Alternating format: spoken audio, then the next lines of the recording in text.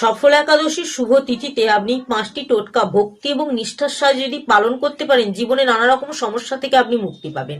15ই December অর্থাৎ আজ রাত্রি 10:29 পর্যন্ত এই শুভ তিথি থাকবে। এই শুভ তিথিটির মধ্যে আপনি 5টি টোটকা পালন করুন। 2026 সালে আপনার দারুণ ভাবে চলবে। 2025 সালে যে ইচ্ছাগুলো পূরণ করতে পারেননি, যে সমস্যাগুলো থেকে আপনি বেরিয়ে আসতে পারেননি, সেই সমস্যাগুলো কিন্তু 2026 সালে আপনার সাথে আর থাকবে না। 2026 সালটা কিন্তু আপনার জন্য খুব শুভ হবে। তবে কখন পালন করবেন, কিভাবে পালন করবেন, এই প্রতিটা টোটকা কিন্তু আপনি সন্ধ্যার পর করবেন। তাই শুদ্ধ বস্ত্র পরে এবং ঠাকুর ঘরে বসেই কাজটি করবেন। প্রথমটি হচ্ছে, আপনি আপনার মনে যে কোনো 3টি ইচ্ছা যেটা 2025-এ পূরণ করতে পারেনি, সেটা 2026-এ আপনি পূরণ করতে চান। আপনি একটি হলুদ রঙের কাগজ নেবেন। হলুদ রঙের কাগজে লাল রঙের পেন দিয়ে ওম বিষ্ণবে নমঃ এই মন্ত্রটি লিখে আপনার মনের যে কোনো 3টি ইচ্ছা আপনি পরপর লিখবেন এবং ঠাকুর ঘরে কাগজটিকে ঠিক রেখে দিয়ে আপনি কাগজটির দিকে তাকাবেন। যে 3টি ইচ্ছা আপনি লিখেছেন, সেই 3টি ইচ্ছার দিকে তাকিয়ে ওম বিষ্ণবে নমঃ এই মন্ত্রটি 11 বার ওই ইচ্ছাগুলোর দিকে তাকিয়ে জপ করতে থাকবেন। 11 বার জপ করা হয়ে গেলে আপনি সেই কাগজটিকে ভাঙ করে অর্থাৎ ভাঁজ করে রেখে আপনি ভগবান কৃষ্ণ বা গোপাল অথবা শ্রীকৃষ্ণের ছবি বা মূর্তির সামনে অথবা মা লক্ষ্মী দেবীর সামনেও কিন্তু রেখে দিতে পারেন। রেখে দিন। 2026-এ যে 3টি ইচ্ছা আপনি লিখেছেন সেটা কিন্তু খুব সহজে পূরণ হবে। ভক্তি এবং শ্রদ্ধার সাহায্যে করুন কাজটি।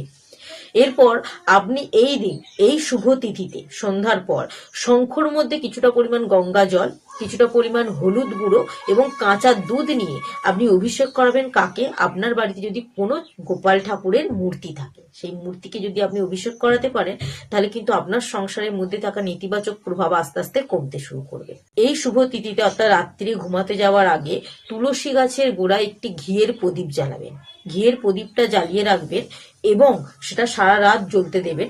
যদি নিভে যাও কিছু করার নেই। আপনি পরের দিন অর্থাৎ 16ই ডিসেম্বর মঙ্গলবার দিন ভোরবেলা ব্রহ্ম মুহূর্তে উঠবেন। উঠে তুলসী গাছের গোড়ায় যাবেন। গিয়ে ওই শিখাটার দিকে তাকিয়ে যদি প্রদীপটা জ্বলতেই থাকে তো খুব ভালো, জানবেন জীবনে নানা রকম সমস্যা থেকে আপনি মুক্তি পাবেন। যদি নাও প্রদীপটা জ্বলে তাহলেও কিন্তু কোনো অসুবিধা নেই। প্রদীপটা জ্বললে শিখাটার দিকে তাকিয়ে, আর যদি না জ্বলে তাহলে প্রদীপটার দিকে তাকিয়ে আপনি ওম নারায়ণায় নমঃ এই মন্ত্রটি 11 বার জপ করুন।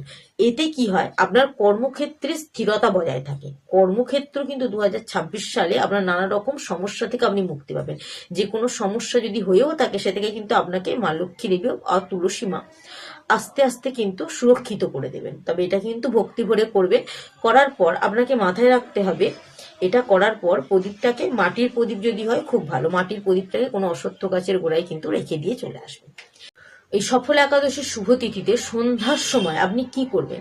একটা মাটির প্রদীপে ঘি দিয়ে জ্বালান মাটির প্রদীপটা তুলসী গাছের গোড়ায় এবং ওম নমো ভগবতে বাসুদেবায় নমঃ এই মন্ত্রটি 11 বার জপ করুন। করার পর ওই মাটির প্রদীপটিকে কর্পূর দিয়ে জ্বালিয়ে দিন।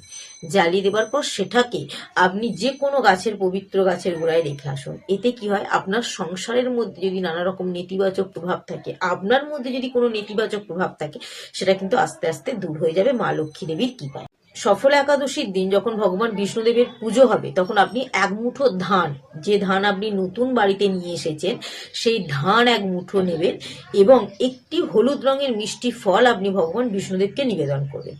অর্পণ করার পর আপনি দ্বাদশী তিথিতে অর্থাৎ 16ই ডিসেম্বর মঙ্গলবার দিন পারণের আগে, পারণের যে শুভ সময়টা বলেছি 9:47, ঠিক তার আগে আপনি ওই এক মুঠো ধানকে একটি কাগজে মুড়ে আপনার বাড়ির মধ্যে অর্থ রাখার স্থানে রেখে দিন। মা লক্ষ্মী দেবীর কৃপায় আপনার সংসারে কখনো অর্থের অভাব হবে না 2026 সালে পুরো বছরটা।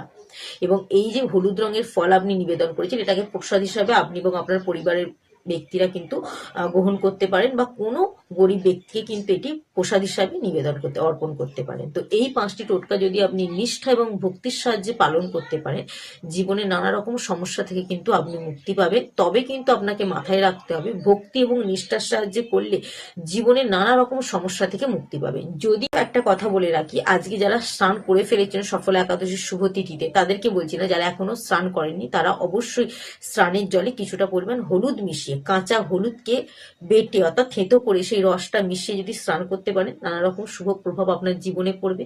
এছাড়াও আজকের দিনে শুভ তিথিতে যদি একটু হলেও পটল আপনি খেতে পারেন, তাহলেও কিন্তু জীবনে নানা রকম শুভ প্রভাব পড়বে। মা লক্ষ্মী দেবী এবং বিষ্ণুদেবের আশীর্বাদ কিন্তু আপনি লাভ করতে পারবেন।